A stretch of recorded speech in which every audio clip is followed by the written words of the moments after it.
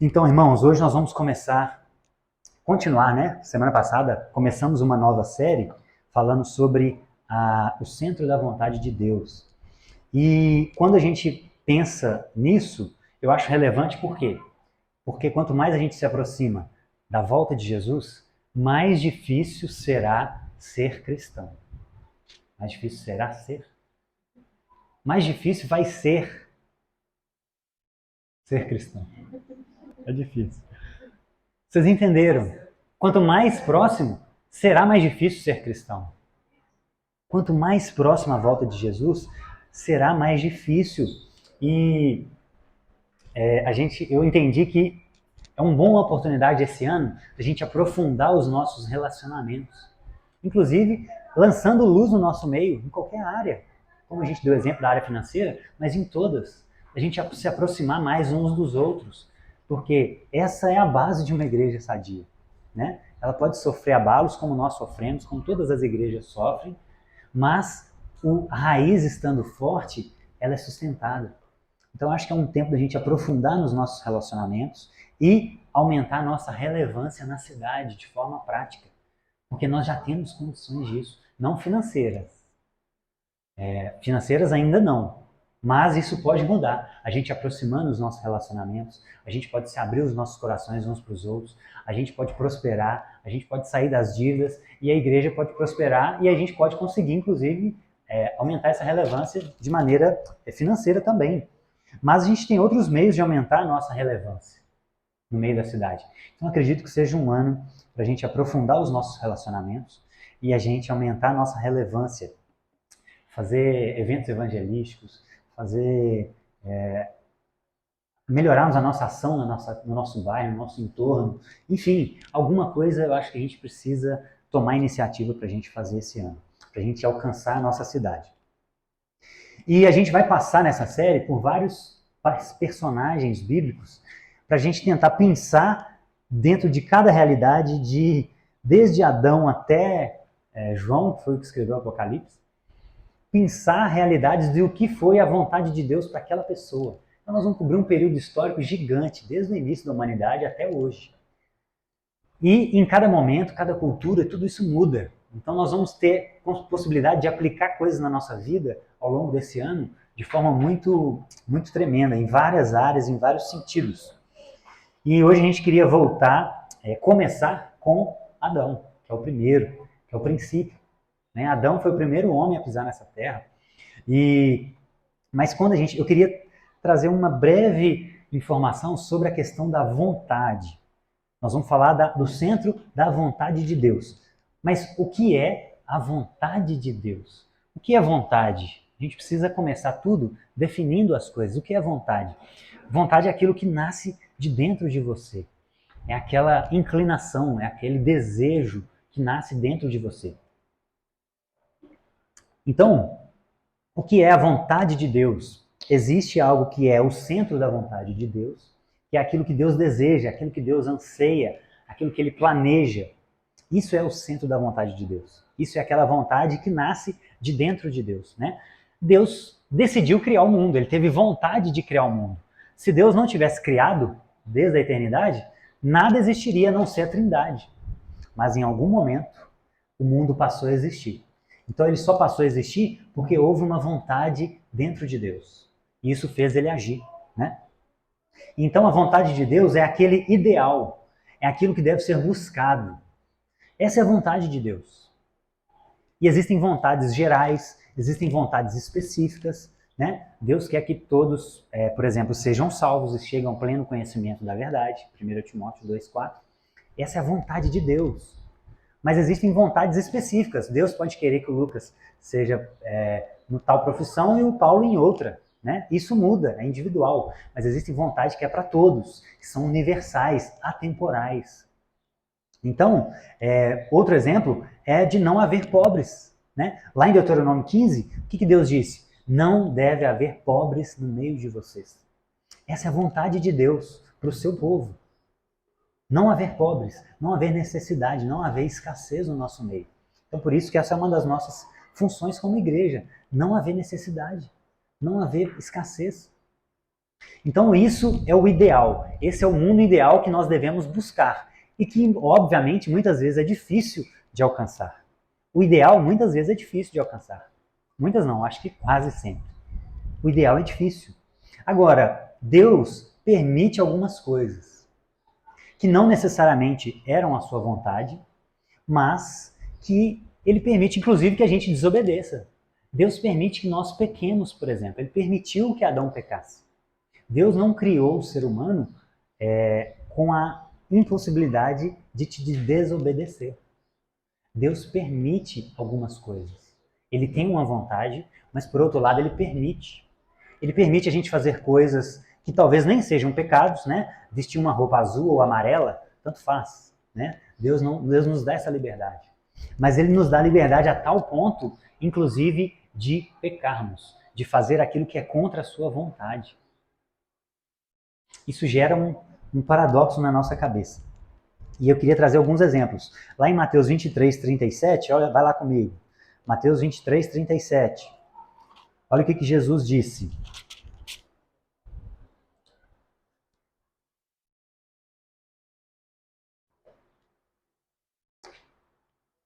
Jerusalém, Jesus falando, né? Jesus se lamentando sobre Jerusalém. Jerusalém, Jerusalém, que mata os profetas e apedreja os que lhes são enviados. Quantas vezes quem quis? Quem? Hã? Eu, né? Quantas vezes eu quis reunir os seus filhos como a galinha reúne os seus pintinhos debaixo das suas asas, mas quem não quis? Vocês não quiseram. Então Jesus está falando para o povo o seguinte: olha, eu quis reunir vocês debaixo das minhas asas, mas vocês não quiseram. Então Deus tem uma vontade. E Deus é soberano. E a soberania dele,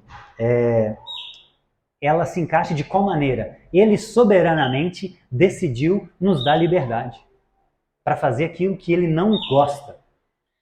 Isso não torna não soberano. Ele não perde a sua soberania por fazermos coisas que ele desagrada. Por quê? Ninguém obrigou ele a tomar essa decisão. Ele tomou essa decisão soberanamente. Então Deus continua sendo soberano, mesmo que a gente o desobedeça. Porque soberania não tem a ver com tirania. Soberania tem a ver com não perder o controle. Ele não perdeu o controle de nada. Mesmo sabendo que, antes de acontecer muitas coisas que iriam contra a sua vontade, para fazer a sua vontade, ele foi ajustando algumas coisas. Ah, o Lucas, eu quero que ele case com a Carol. Mas se ele nascer em tal lugar, ele vai conhecer ela lá e não vai conhecer por causa da cultura que ele adquiriu naquele lugar. Então ele vai nascer em Belo Horizonte. Deus é soberano, ele controla a história para conduzir a sua vontade. Mas uma das suas vontades é nos dar liberdade de fazer, inclusive, o que o desagrada. Lembra quando o povo pediu um rei humano? Deus era o Deus de Israel, ele era o rei de Israel, e aí o povo pediu um rei. E aí o que Deus disse? Tá bom, pode ser assim. Deus nos permite fazer coisas. E a nossa função como cristão é tentar discernir aquilo que é a vontade de Deus e aquilo que ele pode estar nos permitindo, que às vezes não é necessariamente um pecado, mas talvez não seja, nós não vamos viver em plenitude se a gente escolher tal coisa. Em várias áreas, na nossa vocação, por exemplo. Enfim, nós vamos aprofundar um pouquinho mais nisso. Mas aí precisa ficar claro para a gente, Deus tem uma vontade, mas ele nos permite contrariar a sua vontade. Exatamente porque ele é soberano. Ele soberanamente tomou essa decisão. Deus renuncia à sua vontade por amor, para possibilitar o amor genuíno, que é livre. A sua vontade nunca é frustrada neste contexto. Olha o que C.S. Lewis disse. O livre-arbítrio, apesar de possibilitar a maldade, também é aquilo que torna possível qualquer tipo de amor, bondade e alegria. Então só existe amor porque é livre. Se Deus criasse seres incapazes de tomar decisões, não seria amor, não seria genuíno. Mas ele é amor, essa é a essência dele, ele não pode contrariar a sua essência. Por isso Deus nos dá liberdade. Então, primeira lição da gente, tentar descobrir aquilo que é a vontade de Deus e aquilo que Deus pode apenas estar nos permitindo fazer. Na vontade de Deus, a nossa vida vai ser mais plena. Na permissão de Deus, não necessariamente. Podem haver consequências que vão nos limitar, que vão nos fazer ter algum tipo de prejuízo. Então, o foco da nossa vida é buscar o centro da vontade de Deus. É isso que nós vamos tentar fazer nessa série. Agora, abra comigo lá em Gênesis 2. Vamos começar do princípio. Gênesis 2, a partir do verso 15 até o verso 18. Vamos olhar para a vida de Adão e pensar 3 vontades de Deus para Adão e ver depois qual foi a resposta de Adão. A resposta livre de Adão. Gênesis 2,15, olha só. Deus criou o homem e o colocou no jardim do Éden para cuidar e cultivá-lo. E o Senhor Deus ordenou ao homem: coma livremente de qualquer árvore do jardim, mas não coma da árvore do conhecimento do bem e do mal, porque no dia em que dela comer, certamente você morrerá. Então, o Senhor declarou: não é bom que o homem esteja só. Farei para ele alguém que o auxilie e lhe corresponda. Então, até esse verso. Olha só, gente. Tudo que a gente vai olhar aqui para Adão e tentar puxar princípios na vida de Adão tem uma conotação universal. Por quê? Porque ele foi o primeiro.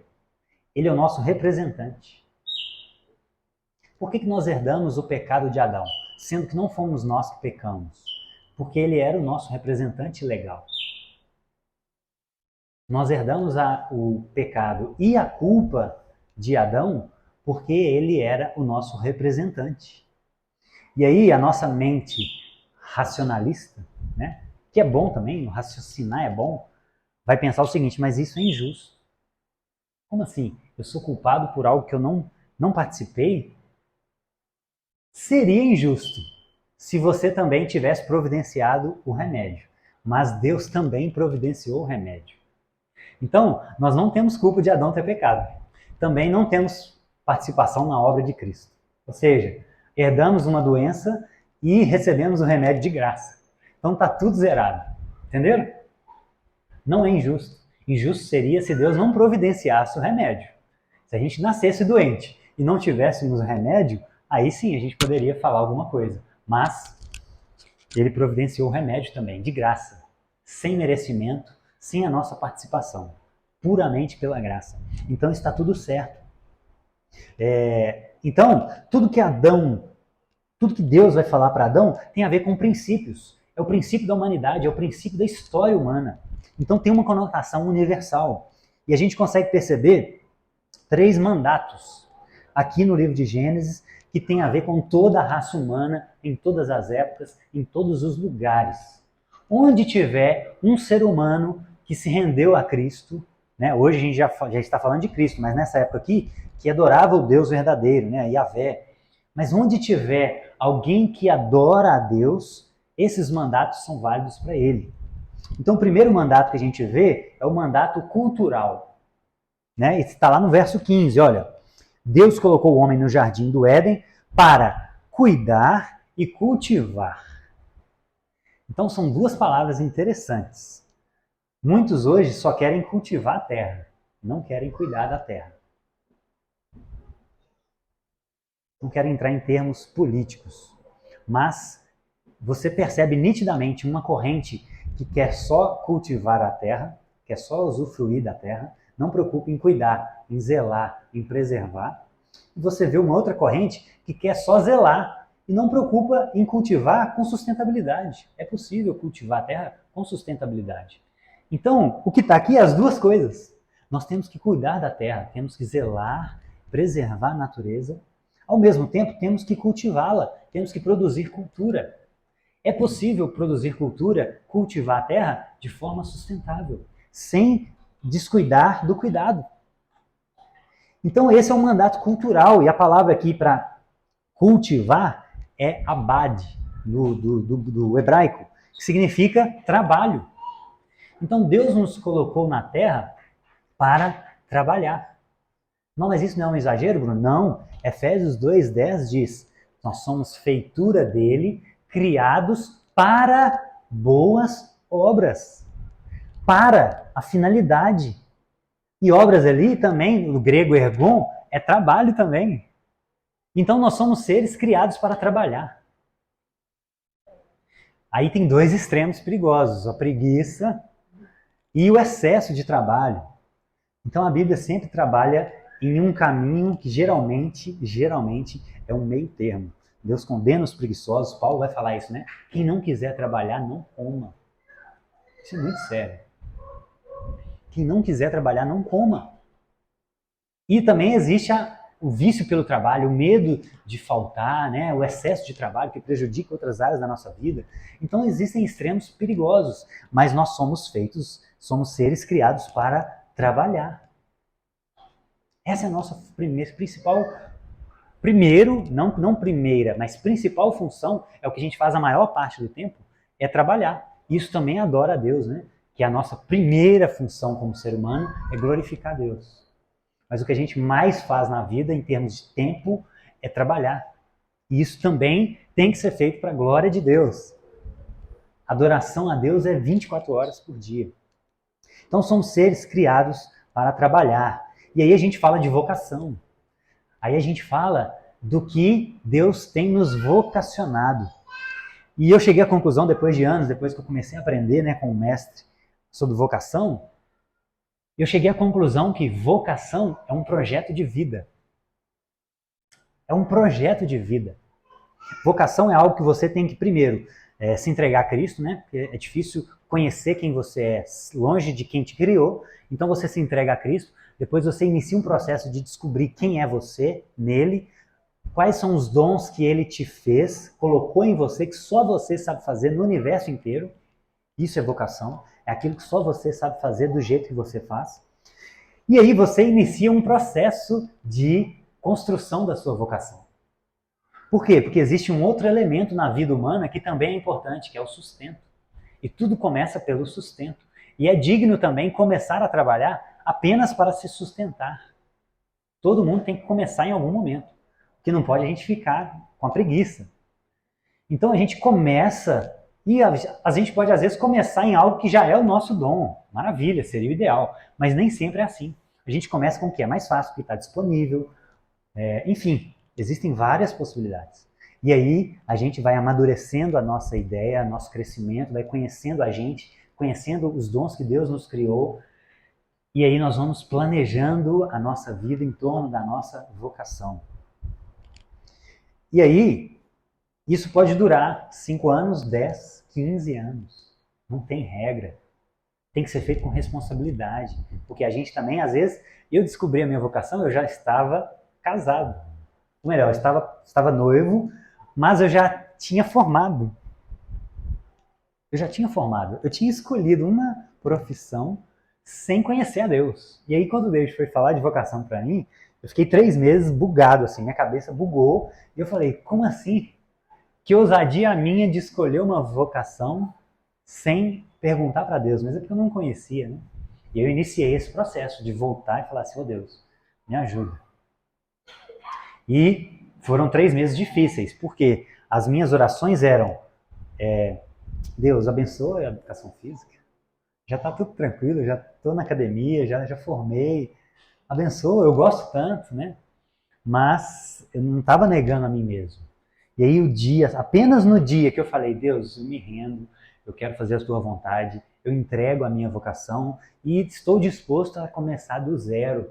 Nesse dia eu estava no túnel da Cristiano Machado, voltando da academia, Deus me fez lembrar um negócio que aconteceu lá atrás e que fez todo sentido. Falou, não, você está no lugar certo. Você está no caminho, continua. Eu falei, ufa. Mas eu tinha entregue de coração. Ele só respondeu depois que eu entreguei de coração.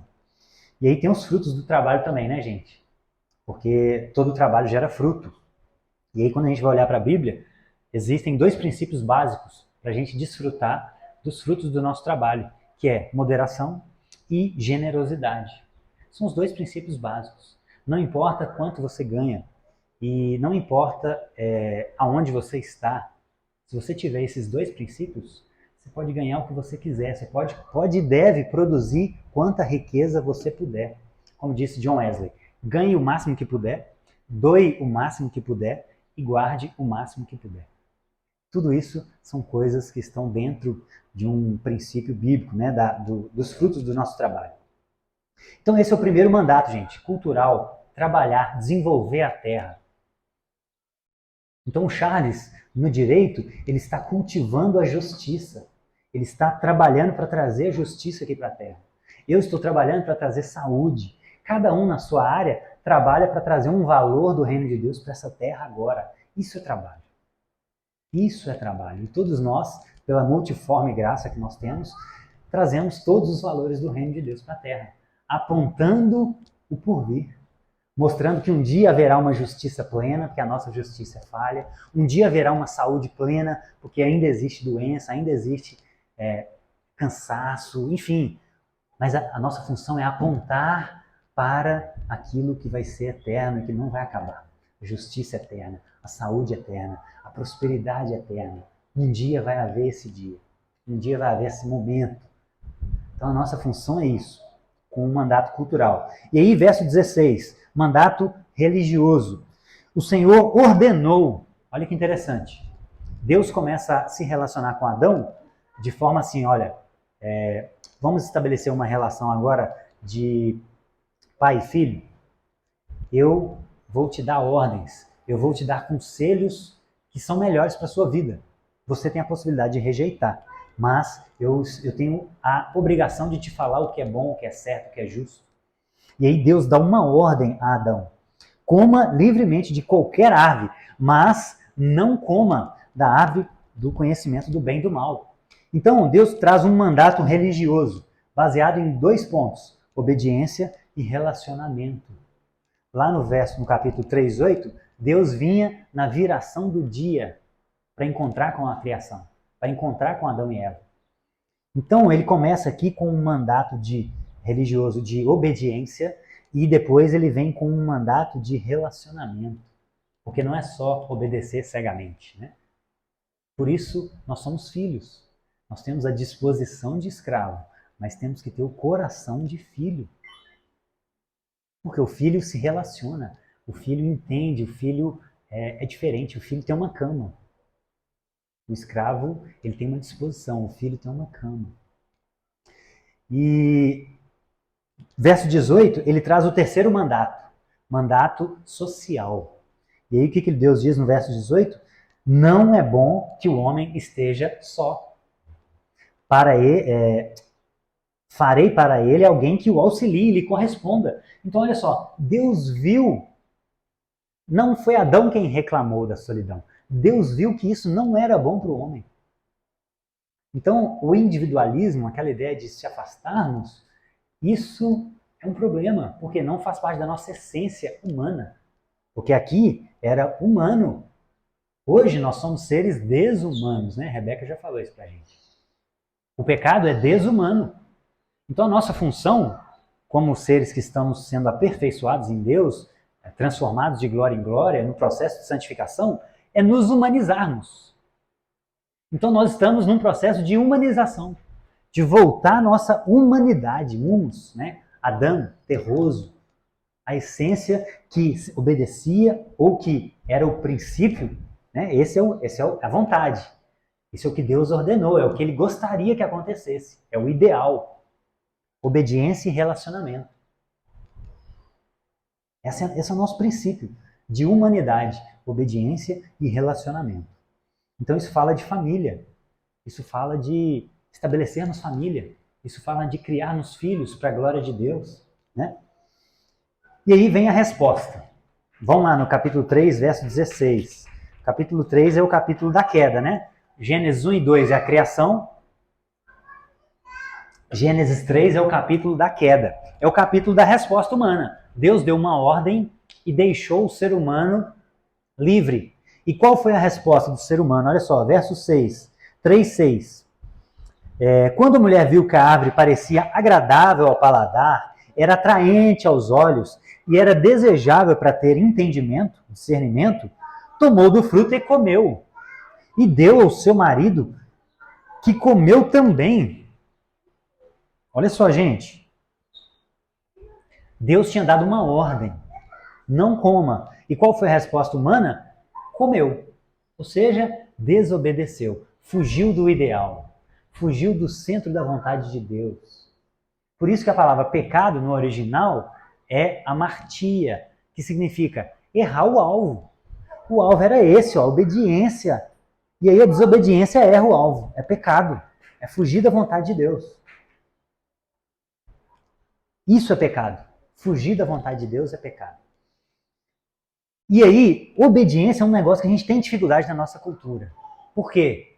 Porque cada época tem um espírito. Sabia disso? Sabia, Zoe? Cada época tem um espírito. O que é isso? Não é algo místico, assim, um demônio escolhido e tal. Mas é o que eles chamam de Zeitgeist. É um espírito da época. É um espírito que domina em uma certa época, em uma certa cultura. Então, por exemplo, na Idade Medieval, qual era o espírito da época? Era uma submissão irracional. Ou seja, as pessoas se submetiam ao poder do clero sem questionamento, irracionalmente. Porque também eles não tinham nem acesso à Bíblia, né? A missa era rezada em latim, a Bíblia não era traduzida para a língua vernácula do povo. A reforma que veio trazer essas coisas. Mas o povo não tinha acesso à verdade. Então é difícil julgar o quanto eles são responsáveis por isso também, só Deus. Mas era uma submissão irracional. Esse era o espírito da época da Idade Medieval, século V até o século XV. No século XV veio a modernidade. E aí as coisas começaram, a reforma inclusive, ela bebe desse espírito da modernidade, que é o quê? Uma autonomia racional. O homem começa a olhar e falar assim, não, mas eu tenho capacidade de pensar. Em partes, a reforma traz esses princípios. Só que o problema se descambandou também, né? Se descambou, foi para um outro acesso, de racionalismo, de confiança apenas no homem. Enfim, mas é um espírito da época, autonomia racional. Quando você vai olhar os pensamentos que surgiram nessa época, o filósofo Kant, por exemplo, ele falava, não, você não precisa de nada externo para saber o que é certo. Olhe para dentro de você, você tem razão, você consegue pensar. Então isso é um espírito da época.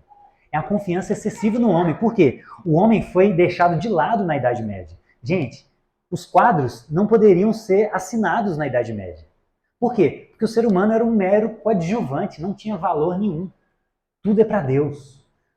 Rir era um pecado na Idade Média. Rir era um pecado. Então, assim, a igreja extrapolou demais. Não dava valor nenhum ao ser humano. Não podia nem assinar um quadro. E aí, no Renascimento, os pintores, né, Da Vinci, esses caras começaram a assinar os seus quadros. Isso já foi uma mudança. Por quê? Porque começaram a ver valor no humano. E nós temos valor também. Aí, à medida que foi passando o tempo, foi se desequilibrando. Aí o homem começou a achar que é autônomo. Aí abandonou a Deus. Aí foi o problema. E aí, a pós-modernidade, que é a nossa época, qual que é o problema, gente? Nós queremos ser autônomos também, a gente bebeu disso na modernidade, porém já não é mais racional, é emocional. Hoje nós queremos ser autônomos, e qual é o nosso guia? Não é mais pensar, é sentir. É um problema pior, porque às vezes você pensa certo, mas sentir, os sentimentos são muito mais voláteis.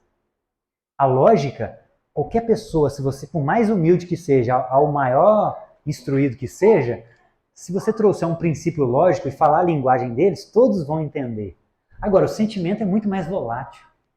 Então isso nos dá um problema muito maior com a obediência hoje. Por quê? Porque nós queremos nos guiar pelo que a gente sente. Né? Qual que é a frase clássica de Descartes? Penso, logo existo. Não é isso? Penso, olha só, a razão. E qual que é o lema da nossa época? Sinto, logo existo. Sinto, logo existo. Então tudo é sentimento. A gente vê isso nos movimentos políticos. É o que a gente sente. Eu acho que eu sou isso. Entende? Não, eu acho que eu sou isso. É o que eu sinto que eu sou isso. Então a gente vai criar um problema para a gente obedecer esse princípio de obediência, da gente fixar esse princípio de obediência em nós. Por quê? Porque o que a gente sente é muito volátil. E Deus, eu acho que propositalmente, Jesus inclusive, principalmente, falou coisas muito difíceis para os nossos sentimentos. Então, quando Jesus fala assim, olha, ame o seu inimigo, gente, isso é difícil demais. Por quê? Porque os nossos sentimentos, nós estamos com ira, com ódio. Imagina alguém que te fez mal. Imagina alguém que matou um filho seu. Como é que você vai sentir amor por essa pessoa? Não é. Por isso que amor não é sentimento. Amor é uma escolha. Nós não queremos amar aquele que nos fez mal. Obviamente que não. Mas a gente não é guiado pelo que a gente sente. A gente é guiado pelo que a gente crê. Essa é a diferença. Agora, o difícil é a gente diminuir os nossos sentimentos e subir a nossa obediência. Isso é difícil demais. E a gente quer arrumar inúmeros desculpas. Né? Quando a gente fala de amar inimigo, a gente quer arrumar desculpas. Mas por quê? Porque a gente está sendo guiado pelo que a gente sente. Não, eu não consigo. Óbvio que não, ninguém consegue. A gente não está falando se você consegue ou não. A gente está falando pelo que está escrito, que está ordenado. Agora, a forma como você responde a isso pode determinar se você vai conseguir isso ou não. Então, se você só ficar alimentando esse ódio, se você só ficar falando para você, eu não consigo, é um absurdo, é injusto, é isso, você não vai conseguir.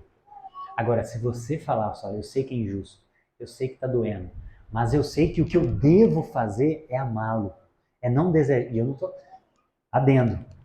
Não é uma questão assim, alguém matou seu filho, não precisa nem prender ele não precisa pagar pelos. Não é isso que eu estou falando. Amar não é isso. Amar é não desejar o mal do outro. Isso é o mais difícil. Porque a gente quer que ele morra, é óbvio. Agora, você olhar como várias mães e vários pais já conseguiram, e tem vídeos na internet, procure isso. Pai ou mãe perdoando o assassino do filho. Você vai ver o quão difícil é falar aquelas palavras. O cara está indo para a cadeia, ele vai pagar pelos seus erros, né? Socialmente. Mas o pai vira assim e fala assim, olha, eu não tenho nenhum rancor com você. Não tenho nada contra você.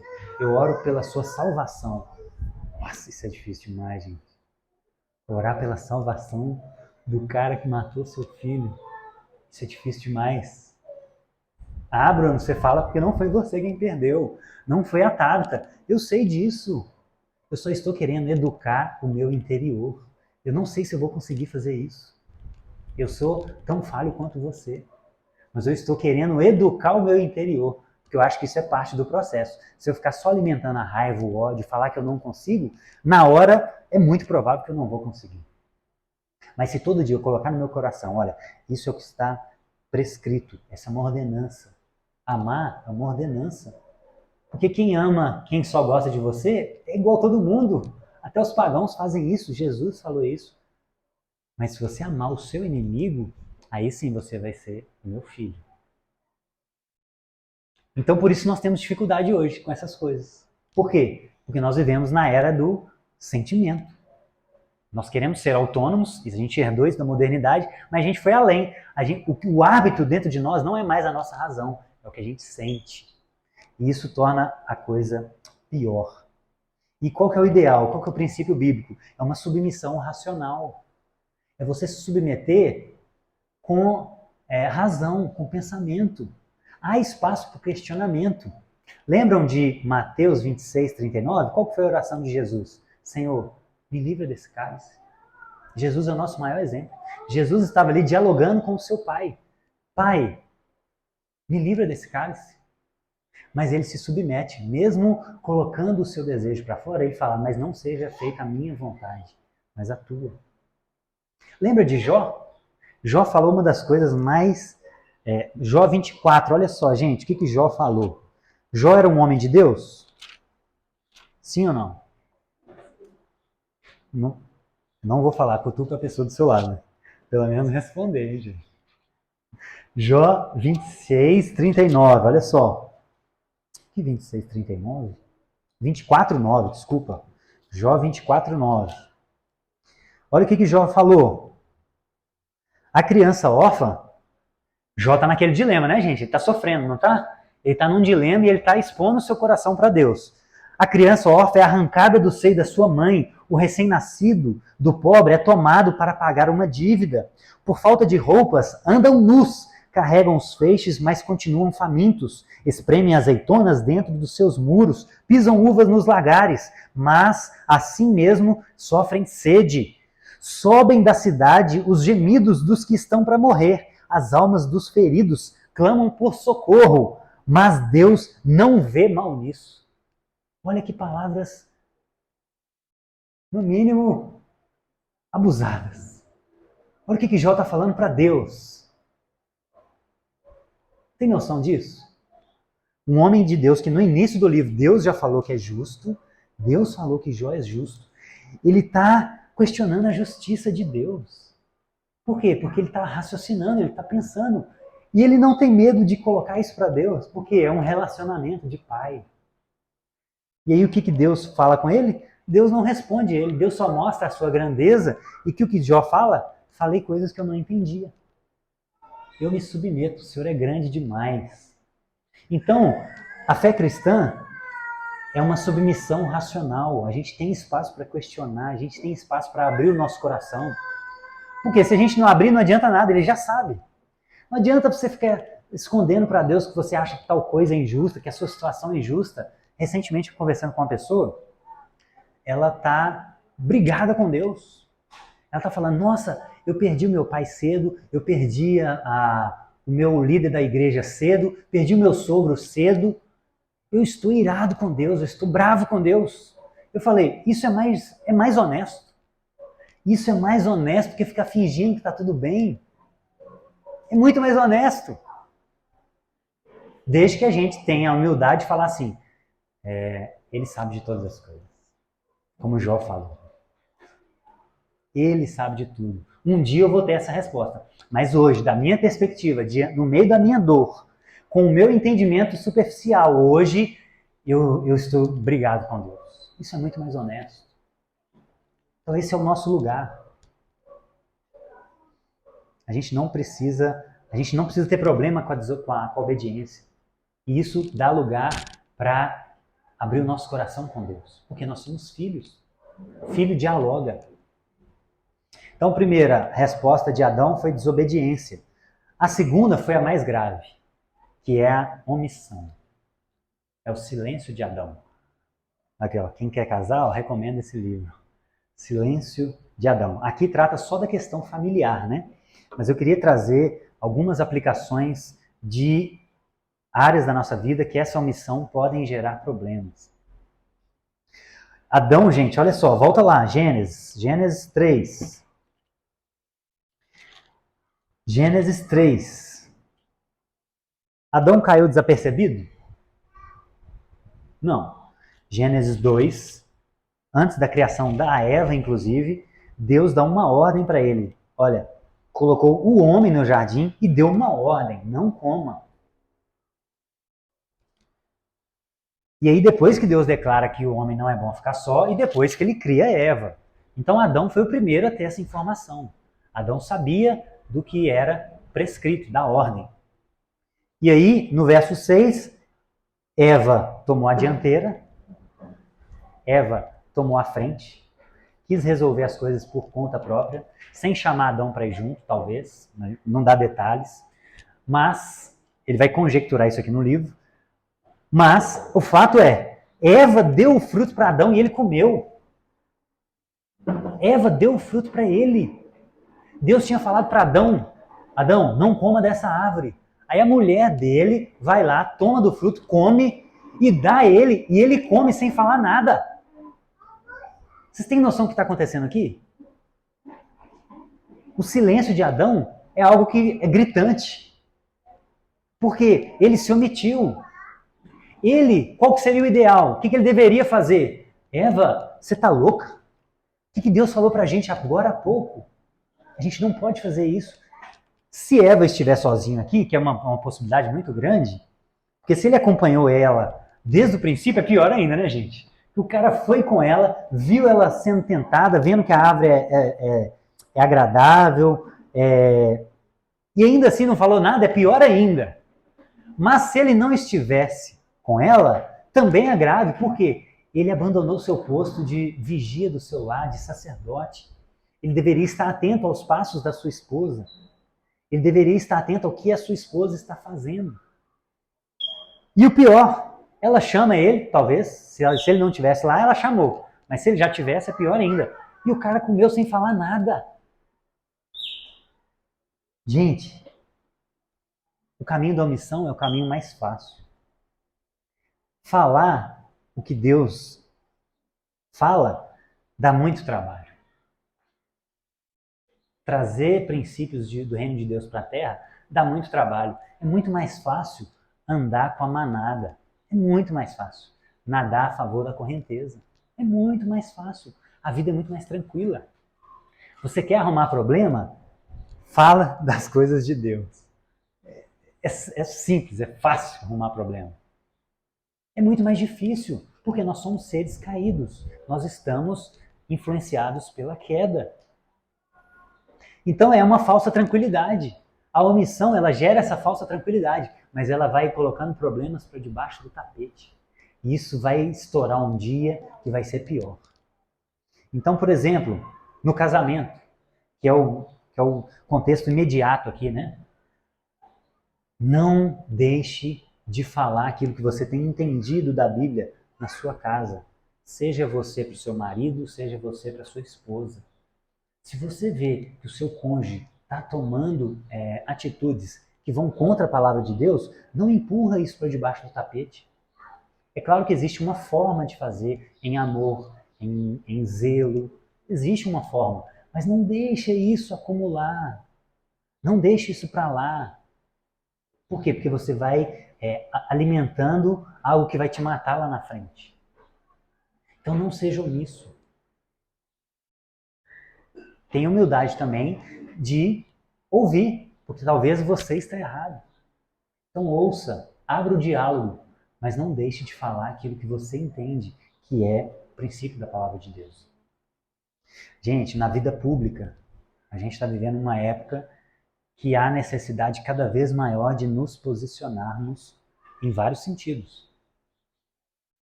A omissão, a formação de opinião é muito influenciada. O ser humano, isso já é psicologia, né? Os psicólogos já sabem que a nossa tendência é ir com a boiada. A nossa tendência se chama efeito manada. A tendência, se você vê todo mundo correndo, se todo mundo começar a correr, que a minha tendência é largar o microfone e correr junto. Por quê? Porque é menos tempo para pensar. Então, essa é uma tendência. Então, qual é o Areópago de hoje? Né? Naquela época, as pessoas se reuniam para discutir em praça pública. O nosso Areópago hoje são as redes sociais, por exemplo. É o que tem mais poder de disseminar informação. É muito importante a gente posicionar com coisas que a gente acha importantes. Se você acha que não tem relevância, tudo bem. Mas se você acha que algo é um princípio inegociável, é importante você se posicionar. Por quê? Porque a opinião pública, ela é formada, ela é influenciada pela quantidade de informações que, entende? Principalmente quem não tem capacidade de discernimento. Ela vai com o que tem, geralmente, né, tem um ditado, a voz do povo é a voz de Deus. É errado, óbvio. Mas a tendência é essa. Se tem muita gente falando de uma coisa, a tendência do nécio é ir por efeito manada. Então nós temos uma oportunidade de trazermos mais um valor para o reino de Deus para a terra, através das redes sociais, das conversas no trabalho, do posicionamento público. Está todo mundo numa rodinha falando algo que você não concorda. Não se omita. Você vai ser chacoteado? Vai. Mas você, ao ver, a maioria ali está concordando só para não ter problema, porque é mais fácil a omissão. Mas quando você fala assim, olha, eu não acho que é assim por causa disso, disso e disso, tenha boas razões também. Não vai falar assim, eu não concordo. Por quê? Ah, porque não é assim, eu sinto que está errado. Não. Tenha bons argumentos também.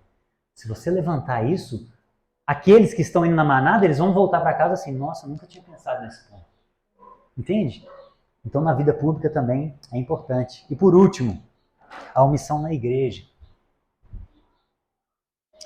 A omissão de falar tira a oportunidade de crescer. Então, se você vê um irmão indo por um caminho que não é sadio, nós temos que falar mais entre nós, Entre a gente também, inclusive, né? E a gente sempre fala isso aqui, olha, a gente aqui a gente está aberto a ouvir. Nós não somos os donos da verdade. Nós não estamos aqui para manipular. A gente está falando o que a gente acredita, o que a gente está tentando viver. Mas se você acha que eu estou com alguma coisa equivocada, você tem toda a liberdade de vir e me falar. Isso é muito mais sadio do que ou falar pelas costas, ou ir embora e não falar nada comigo. Não, Bruno, vou sair dessa igreja porque o Bruno não está pisando na bola nesse ponto comigo. Poxa, se você sair sem me falar nada, você tira a oportunidade do meu crescimento e do meu reparamento. Então a gente está tentando andar na luz. Então não deixa nada nas escuras. Não deixa. E em um sentido financeiro a mesma coisa. A omissão, ela sobrecarrega outros. A omissão de uns sobrecarregam outros. Então, gente, não vamos por esse caminho de desobediência e de omissão. Isso foi o que Adão afastou da vontade de Deus. Ele desobedeceu e ele foi omisso. Não vamos por esse caminho. Eu queria ler o último texto lá em Tiago, capítulo 4, 17. Tiago fala sobre a omissão. Olha o que ele fala. Tiago 4, 17.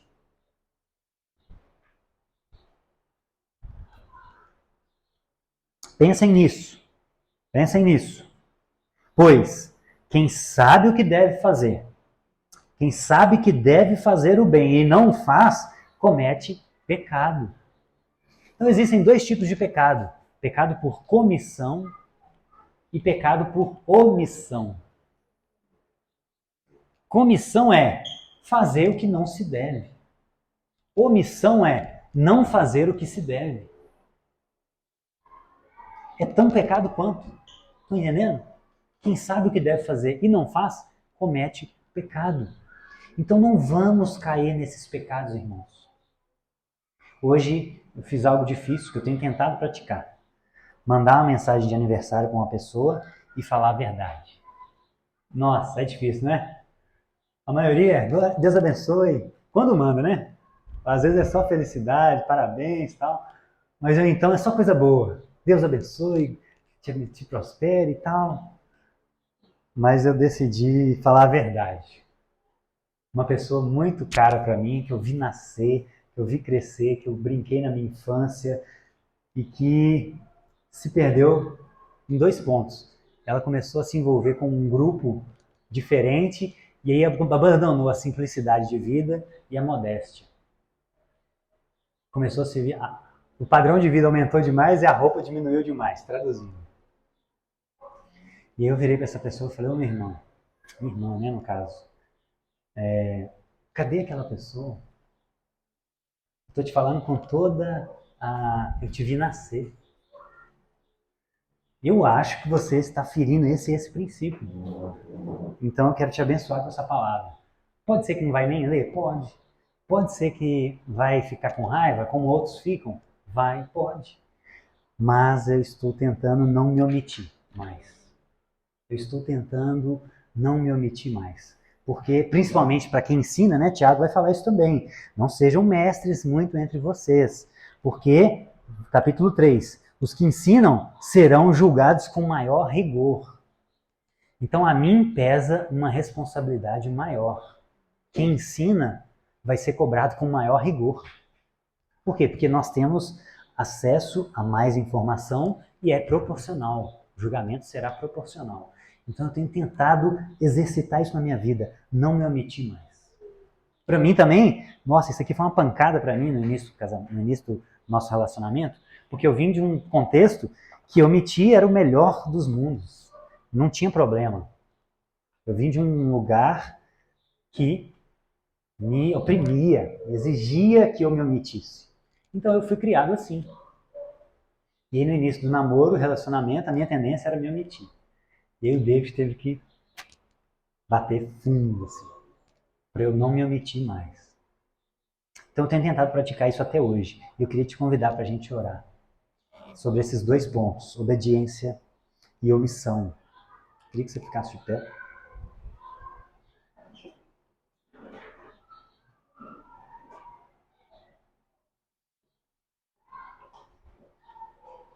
Deus tinha uma vontade para Adão, que ele andasse em obediência e que ele não se omitisse das suas responsabilidades, daquilo que ele tinha confiado a Adão. E ele respondeu com desobediência e omissão. Então eu queria que você refletisse na sua vida quais as situações você tem tido dificuldade de obedecer. Quais as situações você tem se omitido, seja na rodinha com os amigos, seja na rede social, seja no seu casamento. Quais os momentos você tem se omitido porque é mais fácil, porque não tem problema, porque não vai gerar discussão. Deixa para lá. Depois, começa a pensar isso na sua vida. E nós te pedimos, Senhor, nós te clamamos, nos ajuda a voltar para o centro da sua vontade, Pai. Para aquilo que o Senhor desejou para nós desde o princípio. Para que a gente trabalhe com zelo para cumprir o nosso mandato cultural nessa terra, Pai. Para que a gente volte a obedecer e a nos relacionar com o Senhor para cumprir o nosso mandamento religioso. E para que a gente conserte a nossa família para cumprir o nosso mandamento social, que é ter família, que é multiplicar. Nos ajuda, Espírito Santo. Nos tira desses lugares fáceis de desobediência, de omissão, e nos coloca de volta a verdadeira adoração, a essência da adoração, Pai. Essa é a essência. Aqui, nós perdemos a essência aqui, nesse princípio, Pai. Nos ajuda a voltar a ela nesses dias. Dias que vão ficando cada vez mais difícil ser cristão e nós vamos precisar de cada vez mais coragem de nos posicionar publicamente, Pai. Nos ajuda, Espírito Santo. Ajude a mim, ajuda cada irmão aqui hoje a abandonar os lugares mais fáceis, abandonar as respostas simples da vida e a voltar a um lugar de obediência e de posicionamento, Pai. Nos ajuda a nos posicionar, Senhor. Com entendimento, obviamente, não como nécios, para não gerar mais problemas, mas nos ajuda a nos posicionar, Pai. Seja nas rodinhas de conversa, com aqueles amigos que a gente sabe que não conhecem a Cristo. Seja no nosso trabalho, nas pressões que sofremos no nosso trabalho, Pai. Seja nos ambientes públicos, de esfera nacional, municipal, mundial, qualquer lugar que estejamos cumprindo o nosso mandato cultural nessa terra, Pai. Trabalhando, seja onde for, que nós consigamos nos posicionar nesses dias, Pai. Precisamos de homens e mulheres fortes, com virtudes. Precisamos, o seu reino precisa disso nesse tempo, Pai. Então nos ajude a voltar a este lugar. Nos ajude, Pai. Temos perdido em meio a tanto bagunça cultural que há mais de 2000 anos vão nos afogando, vão nos tirando do caminho. Mas nos ajude a voltar ao que é essencial, aquilo que está escrito. Por favor, Pai, por favor. Nos ajude a ser uma igreja sadia, uma igreja que se posiciona, cristãos que se posicionam diante das injustiças desse mundo. Em nome de Jesus, Pai. Amém. Amém, meus irmãos.